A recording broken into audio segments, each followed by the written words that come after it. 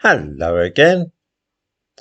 I think it's fair to say that since Rishi Sunak announced that there will be a general election on July the 4th, we all know perfectly well that Labour will win it, which means that Keir Starmer is going to be the next Prime Minister of this country. I realise that some people hold great hopes for the Reform Party and have an idea of it sweeping to victory in a glorious triumph.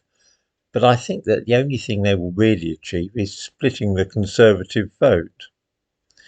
Not that this matters all that much, because the mood of the country is definitely for a change.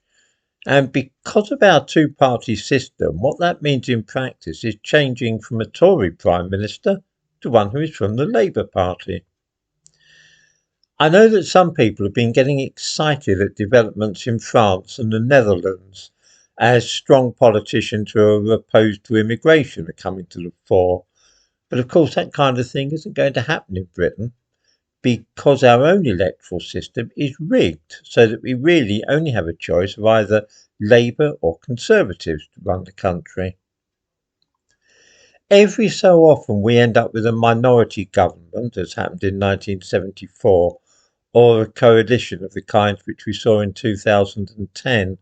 But these are freakishly rare events, and almost invariably we end up with just a straightforward Labour or Conservative government. It has been that simple choice since the end of the First World War. The system we have makes it all but impossible for any candidate who doesn't belong to one of the main parties to be voted in. In England, we have a few Liberals, and in Scotland, some Scots nationalists. But by and large, it's simply a choice between the two big parties, Labour or Conservative. I'm bound to say that I think Rishi Sunak the worst Prime Minister I can ever remember, but Keir Starmer will, I think, soon oust him from that position. There is a man who believes in literally nothing other than the fact that he wishes to be Prime Minister. That seems to be the beginning and end of his political philosophy. He will change his mind a dozen times a day in pursuit of the votes he requires, quite shamelessly and without turning a hair. I think it at least possible that Sunak really thought that he was doing the right thing at times, but I don't for a moment suppose that Keir Starmer even thinks in those terms. His only aim is to get into number 10 Downing Street.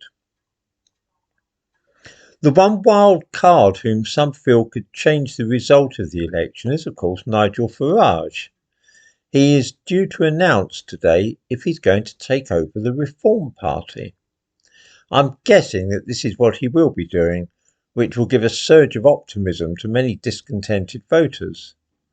Farage sees himself, I think, as a leader in waiting, rather like Charles de Gaulle. He's waiting for his country to call him to office so that he can sort out the mess that the old gang of politicians have caused. Personally, I don't see this happening. He might get into Parliament himself, perhaps if he stands, and I suppose that it's possible that if he leads reform, they might get 3 or 4 other MPs. But all that will do is make the triumph of the Labour Party even greater, for it will inevitably mean splitting the vote against Labour so that both the Tories and Reform lose out. Come what may, I think we must resign ourselves to 5 years under an administration led by Keir Starmer, which is a horrifying prospect indeed.